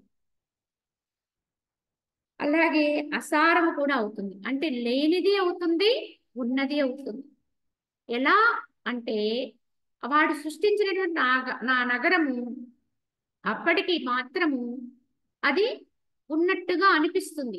కానీ ఎందులో ఉన్నది అంటే వాడు ఆ యొక్క దృశ్యములోనే దాన్ని చూపిస్తాడు. ఆ యొక్క శూన్యములోకి ఇసిరాడు కనుక ఆ శూన్యములోనే ఆ దృశ్యాన్ని చూపిస్తాడు. కనుక దృశ్యములో అది కనిపిస్తుంది కనుక, శూన్యములో అది కనిపిస్తుంది కనుక అది ఉన్నట్టుగా సారవంతంగా తోస్తుంది. అదే సమయంలో ఎవరైతే దాన్ని అది శూన్యమే, దాంట్లో కేవలము భ్రమగా మాత్రమే దృశ్యంగా అనిపిస్తుంది, ఇది మ్యాజిక్, ఇది లేదని తెలిసిన వాడు ఉన్నాడు అనుకున్న వాడికి అసారం అనిపిస్తుంది, లేదనిపిస్తుంది. అంటే ఒక మ్యాజిక్ కూడా నమ్మిన వాడికి నిజమండి, నమ్మని వాడికి సత్యమే. నమ్మిన వాడినే ఎవరైనా మాయ చేయగలుగుతారు, ఇంద్రజాలం ప్రయోగించగలుగుతారు. నమ్మని వాడిని ఎవరు ఏం చేయలేరు. కనుక హిప్నాటిజం అంటారు. ఇది ఎవరైతే వసులవుతారో వాడిని హిప్నాటిక్ చేయగలుగుతారు. వశం కాని మనసుతో ఉంటారనుకోండి, వాడు ఎన్ని మాటలు చెప్పినా దాంట్లో పడడనుకోండి, అటువంటి వాడిని హిప్నాటిజం చేయటం వాడికి కష్టమే. కానీ ఎవడైతే వారి మాటల ప్రలోభానికి లోనవుతారో వాళ్ళు మాత్రం తేలిగ్గా తీసుకెళ్ళి చూపించవచ్చు, ఇంకా లోతులకు తీసుకెళ్ళొచ్చు. ఇలా మనం ఎన్నో రకాలు చూస్తూ ఉంటాం. కనుక ఇది సత్యమా అసత్యమా అంటే నమ్మిన వాడికి సత్యమే, అది సారమే. నమ్మని వాడికి అది అసత్యం, అది లేదు అని తెలుసుకుంటాడు. అలాగే ఈ జగత్తు కూడా అంతేనండి. దీన్ని మనం భ్రాంతితో ఉన్నంత వరకు, ఈ రకమైనటువంటి భావనతో ఉన్నంత వరకు, ఇది సత్యం అనే భావనతో ఉన్నంత వరకు ఇది పరమ సత్యం అండి. అన్ని సుస్పష్టంగా మనకి ఇందులో అనుభవానికి వస్తూ ఉంటాయి. ఎందుకంటే ఇది నిజం కాదు నిజం కాదు అంటున్నారు కదా, మరి అన్నప్పుడు ఇంక నిజం కానిదా ఎవరన్నా కొడితే నొప్పి ఎందుకు వస్తుంది? అది నిజం కానప్పుడు అది నొప్పి రాకూడదు కదా. అలాగే రావడం, పోవడం, చనిపోవడం, పుట్టడం ఇవన్నీ జరుగుతున్నాయి కదా, కళ్ళ ముందు జరుగుతుంది కదా. ఎక్కడో పుట్టారని పండగ చేసుకుంటే అక్కడ ఈ పక్కన ఇంకొకరు పోయారండి అని ఏడుస్తున్నారు. ఏమిటండి ఇదంతా అంటే మనం ఎంతవరకు దీని పట్ల నమ్మకంతో ఉంటామో, వాస్తవం అనుకునే భ్రమలో భ్రాంతి అయినప్పటికీ కూడా నమ్మకంతో ఉంటామో, మనకి ఇవన్నీ పరమసత్యంగానే తోస్తాయి. కలలో ఉన్నవాడికి కళ అసత్యం కాదండి, కళ నిజమే. అప్పటికి కలలో ఉన్నంత వరకు కళ నిజమే. అలాగే ఈ యొక్క భ్రాంతితో ఈ యొక్క సత్య భావనకు రానంత వరకు కూడా ఇవి వాస్తవంగానే తోస్తాయి, యథార్థంగానే తోస్తాయి. కనుక ఏదొచ్చినా అనుభవానికి తీసుకుంటాం. కానీ ఎవడైతే దీని పట్ల అపనమ్మకం కలిగి అంటే యథార్థాన్ని తెలుసుకుని ఉంటాడో వాడికి ఇది నిస్సారం అనిపిస్తుంది. కనుక ఒకటికి సారం, ఇంకొకటికి నిస్సారం, ఒకటికి సత్యము, ఇంకొకటికి అసత్యం. నమ్మిన వాడికి సత్యంగానే గోచరిస్తుంది. అందుకే నమ్మి నమ్మి ఉన్నవాడికి, మరి దీని పట్లే విశ్వాసంతో ఉన్నవాడికి మరి జగత్తు మిథ్య అని అప్పటికప్పుడు చెప్పినా వారు దాన్ని తీసుకోరండి, అసలు అంగీకరించకపోరు. ఇంత స్పష్టంగా కనిపిస్తుంది కదా, దీని లేదని ఎలా అనుకోమంటారంట. కనుక ఇది అకస్మాత్తుగా వచ్చే మార్పు కాదండి ఎవ్వరికీ కూడా. ఎలా ఇంతకాలం నమ్ముకుంటూ వచ్చామో అలానే మళ్ళీ వెనక్కి వెళ్ళి ఎంతో ప్రయత్నం చేసి దాన్ని ఎవరైతే సాధిస్తారో అట్టి వారికి మాత్రమే సత్యం గోచరిస్తుందని. ఎక్కడో మహానుభావులు ఉంటారు, అందుకే కోటికొక్కడే యథార్థంగా నన్ను తెలుసుకోగలుగుతాడని చెప్పడానికి కారణం అది. ఎంత ముందుకు వచ్చామో అంత మళ్ళీ వెనక్కి అంతర్ముఖంగా వెళ్ళవలసినది ఎవరమైనా. వెళ్ళే కొలది అప్పుడు యథార్థానికి దగ్గరగా వెళతాం, ఈ సత్యంలోకి మనం అడుగు పెట్టగలుగుతాం. కనుక అది గ్రహించుకోవాలి. కనుక అద్దమునందు ప్రతిబింబించిన నగరం వంటిది, మృగతృష్ణా జలమును పోలేది, రెండు చెందును కూర్చిన బ్రహ్మవలే భాషించేటువంటి సృష్టి యందు నీకు సత్యత్వం ఎందుకు అన్నారు ఇక్కడ. కావున ఎందుకంటే ఇటువంటి ఉపమానాల ద్వారా మనము ఈ జగత్తు సత్యము కాదు అని నిరూపణ చేయటం కోసమే ఇటువంటి ఉపమానాలు వాడారు. అద్దమునందు ప్రతిబింబించిన నగరం ఎలా అయితే నిజం కాదో, మృగృష్ణుల్లో నీళ్ళు ఎలా అయితే నిజం కాదో, చందమామలు రెండు ఉండవు కదగా ఆ రెండో చంద్రుడు ఎలా అయితే నిజం కాదో, అలాగే ఈ సృష్టి కూడా సత్యం కాదని తెలుసుకో. కనుక దీని పట్ల సత్యత్వ భావన ఎందుకు అని ప్రశ్నించారు. ఎంతవరకు విచారణ అనేటువంటి అగ్నిచే వాసనా సహితముగా అవిద్య అనే శిథిలమైన లత బలాత్కారముగా సమూలముగా దహింపబడకుందో అంతవరకు అయ్యది శేఖావిస్తారములచే మిక్కిలి దట్టములైన సుఖ దుఃఖ రూపములకు నానావిధ వనములను పుట్టిస్తూనే ఉంటుంది. ఇక్కడ దీన్ని ఒక లతతో పోల్చారండి, అడవి లత. ఎందుకంటే దానికి ఎక్కడ అదుపు ఆజ్ఞ ఉండదండి, కనుక అది అలాగ పాక్కుంటూ వెళ్ళిపోతుంది. ఇది ఇక్కడి వరకే పాకాలి అక్కడ వరకే అంటాలని ఏమీ లేదండి. అది ఎలా అయితే వ్యాపించుకుంటూ వెళ్ళిపోతుందో అదే విధముగా ఎంతవరకైతే విచారణ అనేటువంటి అగ్ని మనలో పుట్టదో, ఆ అగ్ని పుట్టడం చేత వాసనా సహితమైనటువంటి అవిద్య అనేటువంటి లత భస్మం కాదు, శిథిలమైన లత బలాత్కారముగా సమూలముగా దహింపబడదు. ఎందుకంటే ఇష్టంగా ఎవ్వరికి ఈ లత దహింపబడదండి, బలాత్కారముగా అన్నారు అందుకే. ఎందుకంటే ఇది ఒక లతతో పోల్చారు.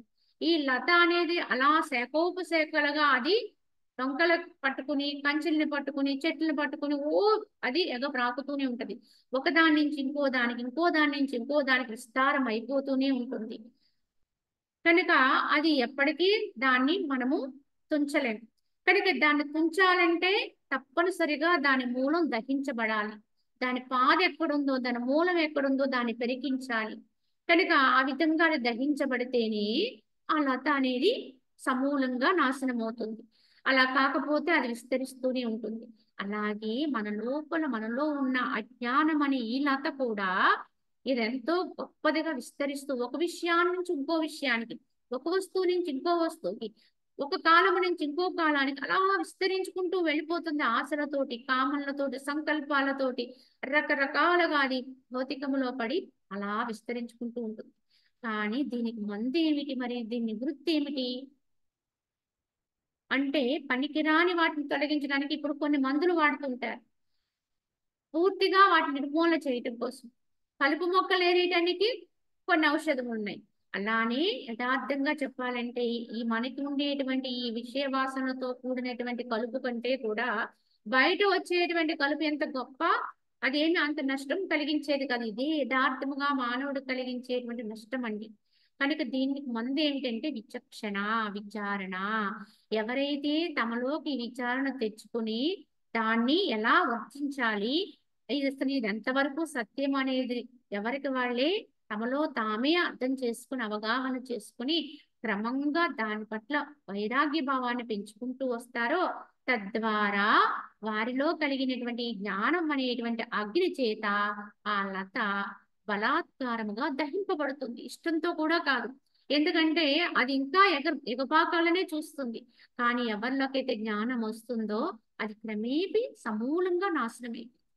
అలా కాకపోతే అది ఎంత కాలం ఉన్నా, ఎన్ని జన్మలున్నా విస్తరిస్తూనే ఉంటుంది క్రమంగా. కావున విచారణ అనేది పెంచుకోవాలి. విచారణ ద్వారానే మిగతా అన్ని వస్తాయండి. జ్ఞానం కలగాలంటే విచారణ ఉండాలండి. అంటే ఈ యొక్క ఆత్మ విచారణ, తత్వ విచారణ సమూలంగా చక్కగా మనకి దాన్ని దృఢంగా ఎక్కడా కూడా దాంట్లో మనము ఎలా అంటే సరిపెట్టుకోకూడదు. అంటే ఏంటి, ఎక్కడికక్కడ నిష్కర్ష ఉండాలండి. ఈ విచారణ చేసుకునే దాంట్లో తెగనాడుతూ ఉండాలి. అలా ముందుకెళుతూ ఉండాలి. అప్పుడే ఇది దహింపబడుతూ ఉంటుంది. కనుక భూమి స్థిరముగా ఉన్నప్పటికీ కూడా తన చుట్టూ తాను పరిభ్రమణము నడుచుచుండు వానికి, తన చుట్టూ తాను ఎవరైతే గుండ్రంగా తిరుగుతూ ఉంటారో వాడికి భూమి కదులుతున్నట్లుగా ఎలా అయితే అనిపిస్తుందో, వాడు తిరిగేవాడు వాడు కానీ భూమి తిరిగిపోతున్నట్టుగా అనిపిస్తుంది. అలాగే ఒక సురాపానం మద్యపానం చేశాడు అనుకోండి, వాడి చిత్తము క్షుభితమైపోయి అంతయు వాడు చలించేటువంటి చిత్తము వాడికి చలిస్తుంది. కానీ వాడికి అంతా కదులుతున్నట్టుగా, చలిస్తున్నట్టుగా రకరకాలుగా తోస్తూ ఉంటుందంటే ఆ మద్యపాన మత్తులో. కావున అచలమగు వస్తువును కూడా అవిద్యచే చంచలత్వం పొందగలదు. ఆ విధంగా ఎవరైతే ఈ విధంగా సురాపానం ఇత్యాది వల్ల ఎలా అయితే కదన్న మాటని కూడా కదులుతున్నట్టుగా చూస్తూ భ్రమిస్తూ ఆ రకమైన భ్రమలో ఉంటూ ఉంటారో, అదే విధముగా అవిద్య చేత చలనత్వం అంటే అచలం అంటే కదలకుండా ఉండే వాటిని చలించే వాటిగా చూసి భ్రమపడుతుంది. కదలని వాటిని కదులుతున్నట్టుగా భ్రమిస్తుంది. వాస్తవానికి ఈ జగత్తులో అన్ని జడాలేనండి. కనిపించేవన్నీ జడాలే. యథార్థానికి మన యొక్క దేహాన్ని కూడా ఏమంటారంటే జడమే అంటారు. ఇది జడము అన్నారు. దీని యొక్క వాస్తవ స్వరూపం ఎప్పుడు తెలుస్తుందండి ఇది జడము అని అంటే, చనిపోతాము చూడండి, చనిపోయిన వ్యక్తి దగ్గరికి వెళ్ళి చూస్తే ఈ దేహము జడము అని అప్పుడు అర్థమవుతుంది. ఎందుకంటే అప్పుడు దేహం అక్కడే ఉంటుంది, శేషం మిగిలి ఉంటుంది. కానీ అది ఇంతవరకు కదిలినట్టుగా ఇప్పుడు కదలడం లేదు. కనుక అది చైతన్య రహితం, దానికి కదలిక లేదు. కనుక దాన్ని అప్పుడు ఏమంటాం, జడము అంటాం, శవము అంటాం. శివము లేదు కనుక శవము అంటాం, అలాగే జడము అంటాం. అంటే కదలదు. మరి ఇంతవరకు కదిలిందండి అంటే, ఇంతవరకు ఏదుంటే కదిలింది అది, దేని ప్రేరణ చేత కదిలింది, అది ఇప్పుడు లేదు. కనుక ఇది జడమే. కనుక ఈ జడ పదార్థము జడత్వంతో ఉండేటువంటి ఇది ఇంతవరకు కదలని దాన్ని కదులుతున్నట్టుగా చూసాం. ఈ జడమే అంటే అసలు కదలలేని అది ఎక్కడుంటే అక్కడ ఉండవలసింది అది కదులుతున్నట్టుగా చూసాం. ఎందువల్ల చూసామండి, ఇదే కదులుతుందని ఎందుకు చూసాం, ఇదే మాట్లాడుతుందని ఎందుకు అనుకున్నాం, ఇదే చేస్తుందని ఎందుకు అనుకున్నాం అంటే అవిద్య, అజ్ఞానమే. సరైనటువంటి జ్ఞానము లేకపోవడం వల్ల, కనిపించేదే నిజమనే నమ్మకం వల్ల, కదిలేదాన్ని పట్టుకుని, ఇప్పుడు కనిపించేదాన్ని పట్టుకుని ఇదే కదులుతుంది, ఇదే మాట్లాడింది, ఇదే చేస్తుంది, ఇదే పలికింది, ఇలాగ మనం అలాగే ఈ దేహాన్ని పట్టుకుని నా దేహము నేను, కానీ ఈ దేహమే నేను అది చేస్తున్నాను, ఇది చేస్తున్నాను, అలా చేశాను, ఇలా చేశాను అనుకునేవన్నీ కూడా అహంకారంతో వచ్చే భావాలు, అజ్ఞానంతో వచ్చే భావాలు. దీన్ని అవిద్య అన్నారు. కానీ ఎవరైతే ఇలా ఉండగానే కదిలేదాన్ని కదిలేనట్టుగాను, కదలిన దాన్ని కదలనట్టుగా చూడగలిగాడు అనుకోండి, వాడు జ్ఞాని అవుతాడు. ఇదేమీ కదలదండి. నీటిలో కొట్టుకుపోతున్నాడు ఒకటి అంటాం. నీటిలో కొట్టుకుపోయిన వాడు ఎలా కొట్టుకుపోతాడు అంటే, వాడేమి పరిగెట్టడండి. నీటి యొక్క వరవడికి వాడు ముందుకెళ్ళిపోతాడు. వాడేమన్నా నీటిలో పరిగెత్తుకుంటూ వెళ్తాడా అంటే వాడేం పరిగెట్టడు. ఆ వరవడి వల్ల ఎలా అయితే వాడు ముందు కదిలిపోతున్నట్టుగా కనపడతాడో, అదే విధంగా ఈ జగత్తులో సర్వము కూడా నిండి ఉన్నది. లోపల బయట వెలుపల అనే తేడా లేకుండా సర్వము నిండిపోయినది ఒకే చైతన్యం. దాంట్లో ఉండేటువంటి ఈ యొక్క గాలి బొమ్మ అండి ఇది. ఈ గాలి బొమ్మ దాంట్లో ఇలా ఉండి, అది ఎలాగో అలాగ చైతన్యం కనుక అది ఎప్పుడు అది తిరుగుతూనే, అది ఎప్పుడు చైతన్యంగానే ఉంటుంది. కదలికి చైతన్యాన్ని గుర్తు. కనుక ఆ చైతన్యం వల్ల ఇది మాత్రము ఈ బొమ్మ దాని లోపల కూడా అదే ఉంది, బయట కూడా అదే ఉంది కనుక ఇది మాత్రం దాంట్లో ఇలా ఇలా ఆ యొక్క గాలిలో తేలిన బుడగలాగా. ఇంతకీ బుడగ ఏమన్నా పరిగెడుతుందండి అంటే బుడగ పరిగెట్టదండి. గాలిలో బుడగని ఎగరేస్తే లోపలున్న గాలి యొక్క పీడనం చేత బయట ఉన్న గాలిలో అది ఎగురుతుంది. అంతే తప్ప ఎగిరినట్టుగా కనిపిస్తుంది, అది ఎక్కడికి ఎగరు. ఈ దేహం కూడా అంతే, ఈ జడం కూడా అంతే. కనుక ఈ దేహం అనేటువంటి ఈ జడం కూడా వాస్తవానికి లోపల ఉన్నది అది, బయట ఉన్నది అది, అంతా ఉన్నది అది. కనుక దాంట్లోనే ఈ బుడగ ఇలా ఇలా ఈ బొమ్మ ఆ అలా పై పైన తేలుతూ, అలా దాంట్లో ఆడుతూ, దాంట్లో వెళుతూ వస్తూ ఇలా ఉంటుంది. దాని వల్లే ముందుకెళ్తుంది, దాని వల్లే వెనక్కి వస్తుంది, దాని వల్లే మాట్లాడుతుంది, ఇది అక్కడ చర్య అంతా అక్కడి నుంచి. అంటే ఆ శక్తి వల్ల జరుగుతుంది. ఆ శక్తి మనసు ప్రేరణతోటి జరుగుతుంది. సరే, అది వేరే విషయం. మనసుతోటే, మనసు యొక్క ప్రేరణ వస్తే క్రియ. కానీ మనం దీన్ని గుర్తించకుండా నేను చేశాను, నేను పాడాను, నేను చెప్పాను, నేను విన్నాను, నేను కర్మాచరణ చేశాను, ఇలాంటి భావాలతో నిండిపోయి ఉన్నాం. గట్టిపడిపోయినాయి మన ఈ భావాలు. అహంకారం అంటే ఇదేనండి, వేరే ఏమీ కాదు. అలా పనిచేస్తున్న ఈ బొమ్మని పట్టుకుని, ఆ శక్తితో పనిచేస్తున్న ఈ బొమ్మను పట్టుకుని నేను నేను నేను అంటున్నాను చూడండి, ఏ అహంకారం. కనుక ఇలా ఉన్నంతకాలం మన అవిద్యలో, అజ్ఞానంలో ఉన్నట్టే. కానీ జ్ఞానం తెలిసిన వాడు ఏమనుకుంటాడంటే, ఆ శక్తితోటే ఈ బొమ్మ అనేది ఇలా కదలబడుతుంది, ముందుకెళ్తుంది, మాట్లాడుతుంది, చేస్తుంది అని తనలో తానై ఉన్న ఆ శక్తిని గుర్తుపెట్టుకుంటాడు. తన చుట్టూ ఉండేటువంటి ఆ యొక్క చైతన్యాన్ని గుర్తుపెట్టుకుంటాడు. ఎప్పుడూ మర్చిపోడు దాంట్లో. కనుక వాడికి ఈ ఆట అంతా కూడా అంటే ఇది ఎంత జీవిత విధానం అంతా కూడా క్రీడ, ఆటలా ఉంటుంది. దాన్ని అలా ఇలా తేలబెడుతూ ఉంటాడు, దాన్ని అలా అలా నడుస్తూ ఉంటది, చెప్తూ ఉంటది. అంటే చాలా తేలిక పెడతాడు. ఈ భావానికి ఒక్కసారి వచ్చి చూడండి, మీరు ఇంతవరకు చేసినటువంటి చర్యలే మీకు ఎంత తేలికైపోతాయో గమనించండి. అనుభవిస్తే అర్థమవుతుందండి. ఇంతవరకు మనం ఎంతో గట్టిగా పట్టుకుని మొయ్యలేక మొయ్యలేక బరువుతోటి ఎక్కడ మునిగిపోతాం అన్నట్టుగా అనేక చింతలతోటి కాలక్షేపం ఏదో అలాగా గడుపుతాం. దుఃఖంతోటి, దిగులుతోటి ఎప్పుడు. కానీ ఈ రకంగా ఉన్నవాడికి ఎంత తేలిక, నాదంటూ ఏమీ లేదు, నేనంటూ ప్రత్యేకంగా ఏదీ లేదు, నేనంటూ లేను, అసలు దేహమే లేదు, దేహం అనేది కాదు, అది ఇది బొమ్మ అనుకుంటాడు. దాన్ని మాత్రం అట్లా అట్లా అట్లా అలాగ దాన్ని ఏ పని వస్తే ఆ పనికి అలా కదులుతూ ఉంటుంది. దాంట్లోనే నడుస్తాడు, దాంట్లోనే వెళతాడు. లోపల ఉన్నది అదే, బయట ఉన్నది అదే. కనుక వాడు పరమానందాన్ని పొందుతూ ఉంటాడు. ఎంత తేలిక పడతాడు. ఈ తేలిక భావనే బంధవిచ్చి అన్ని భావాల నుంచి కూడా వాడు విడిపడుతూ ఉంటాడు. నువ్వు ఎంత తేలిక పడిపోతూ ఉంటావు, ఎంత హాయిగా ఉంటావో అప్పుడు నీకు ఇంకా సమస్యలు లేవు, దుఃఖాలు లేవు, బాధలు లేవు, బంధాలు లేవు, ఏమి ఉండవు, హాయిగా ఉండొచ్చు. ఇది నువ్వు ఎన్నింటిలోంచి విడుదల పొందుతావు. అనేక జన్మల కర్మ బంధనాల నుంచి కూడా నీకు ఈ భావన వస్తే, ఈ స్థితికి నీకు సమకూడితే అన్నిటిలోంచి కూడా విడిపడుతూ ఉంటాం. కావున ఏదొచ్చినా తేలిగ్గా తీసుకోగలుగుతాం. దేని ఎందైనా సరే, ఓ ఇలా ఉందా అనుకుంటూ దాంట్లో అలా నడిపిస్తుంటాం. ఇది ఎంతో జ్ఞానపూర్వకమైనటువంటి స్థితి అండి. అది తెలుసుకోకపోతే వాడెప్పుడు ఆ కదలని వాటిని కదిలిస్తూ, అంటే ఈ కదలలేని శవాల్ని పట్టుకుని, జడాల్ని పట్టుకుని ఇవే కదులుతున్నాయి, ఇవే కదులుతున్నాయి అనుకుంటూ ఉంటాడు. ఇది పరమ అహంకారం అండి. ఇప్పుడు మనం అందరం ఉన్నది ఇంచుమించు చెప్పాలంటే అహంకారంతో ఉన్నాం, దేహ భావనతోటే ఉన్నాం. కనుక దేహం అనేది కదులుతుంది కనుక నేనే కదులుతున్నా, నేనే చేస్తున్నాను, కర్తృత్వంతో ఉంటున్నాం. కనుక ఏదైతే వద్దని చెప్పారో, ఎలా అయితే ఉండమని చెప్పారో భగవానుడు, అవన్నీ కూడా ఈ ఒక్క చిట్క, ఈ భావాన్ని మనం తెచ్చుకోగలిగితే, నిరంతరము దీన్ని నిలుపుకోగలిగితే, ఎప్పుడు పోతే అప్పుడే మళ్ళీ దీన్ని పట్టుకోగలిగితే హాయిగా జీవించవచ్చు, ఆనందంగా ఉండొచ్చు. కావున చలించిన వాటిని చలిస్తున్నట్టుగా భ్రమించడమే విద్య, అవిద్య.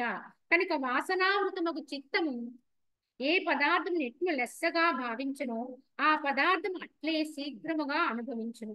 అట్టి సత్తైనను అసత్తైనను సరియే. అది సత్తైనా అసత్తైనా ఇంతకీ ఒక గొప్ప విశేషత ఉందండి.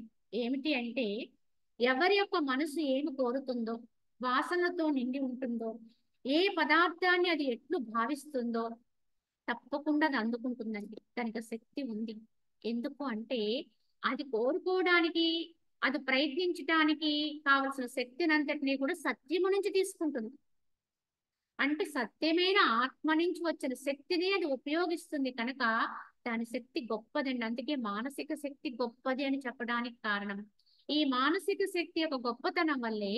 ఎందుకంటే అసలైన సత్యమైన శక్తినే దానిలో తెచ్చుకుని అది కోరుతూ ఉంటుంది, భావిస్తూ ఉంటుంది. దాని భావన ఎలా ఉంటుందో ఇంచుమించు వాడి జీవితం అలా ఉంటుంది. వారి యొక్క మనో విధానమే, చిత్త విధానమే వారి జీవన విధానం అండి. ఆ వ్యక్తిత్వం అలా ఏర్పడుతుంది. కనుక ఆ యొక్క చిత్తానికి ఆ శక్తి ఎలా వస్తుంది అంటే చిచ్చక్తి, అదే యొక్క బ్రహ్మం యొక్క శక్తి అండి.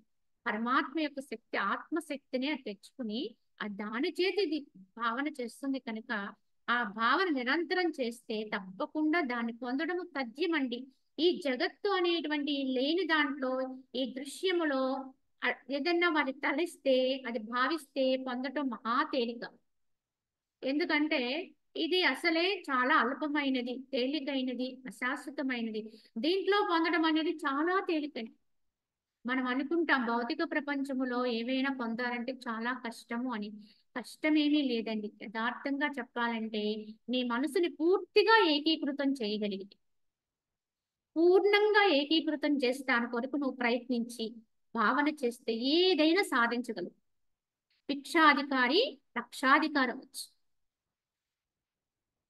వాడు సరే, ఎంతో మందిని చూస్తున్నామండి. వాళ్ళు ఎలా ఎదిగారు అంటే ఈ శక్తితోటి ఎదుగుతారు. ఈ భావన, ఈ యొక్క చిత్తము యొక్క శక్తి దృఢం చేసుకోవడం వల్లే ఎదుగుతారండి. ఎంత గొప్పదైనా సాధించవచ్చండి, ఇందులో అనుమానమే లేదు. ఏదైనా పట్టుకోవచ్చు. కానీ ఆ శక్తిని అంతటిని ఏకీకృతం చేసే నేర్పు ఉండాలండి. ఆ మనసుకి ఒకే ఒక్క భావన, దాన్ని ఏది పొందాలన్న లక్ష్యం మీద స్థిరత్వం. కనుక ఈ జగత్తులో వారికి పొందడం అనేది చాలా తేలిక. ఎందుకంటే ఇది పరమైన భౌతికం ఏదైనప్పటికీ కూడా సత్తైన అసత్తైన అన్నారు ఇక్కడ. ఎందుకంటే అసత్తులో నువ్వు భావన చేస్తే అసత్తునే పొందుతావు. అసత్తులో నాకు అది కావాలి ఇది కావాలి అనుకుంటే నువ్వు దాని కొరకే ప్రయత్నం చేస్తావు. నీ మనసుకున్న శక్తిని అంతటినీ దానికే ఉపయోగిస్తావు. కనుక మనకు వచ్చేది కూడా అదే వస్తుంది. చూడండి, ఒక భగవంతుని యొక్క ఆలయానికి వెళుతాం. ఏడుకొండల స్వామి ఉన్నాడు కదా, వెంకన్న బాబా అని, అక్కడికి వెళ్ళాం. వెళ్ళి నీకు ఆయనతోటి వ్యాపారం చేస్తాం. ఏమంటాము? నాకు ఇంత, నాకు లాభాన్ని చేకూరిస్తే నీకు ఇంత శాతం నీకు తప్పనిసరిగా నీ ఉండిలో వేస్తాను అంట.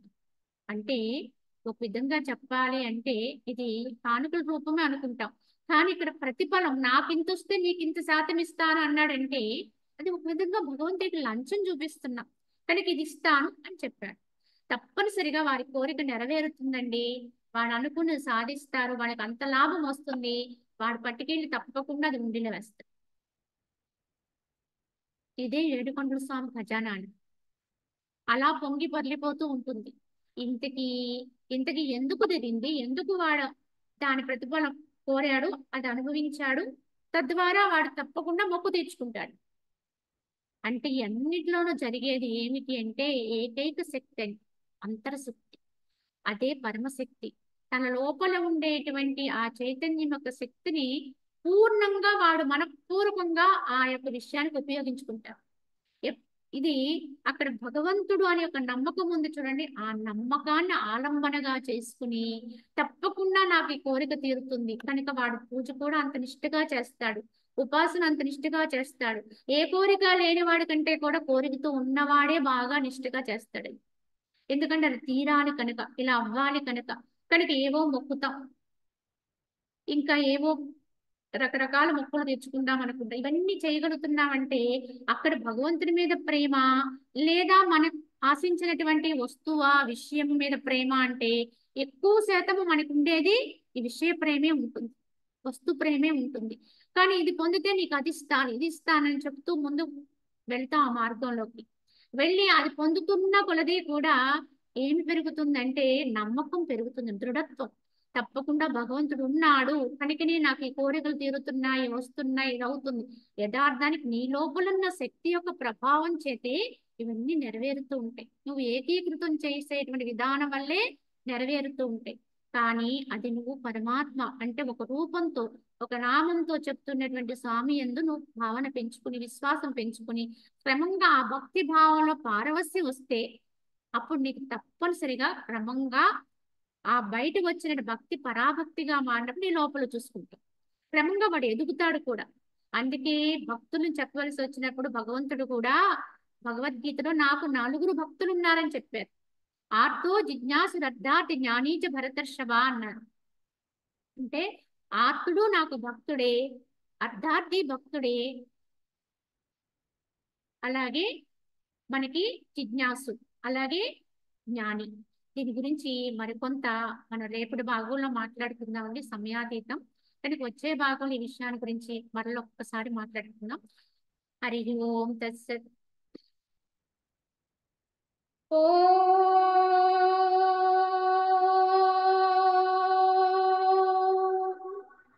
असतो मा सद्गमय तमसो मा ज्योतिर्गमय मृत्योर्मा अमृतङ्गमय।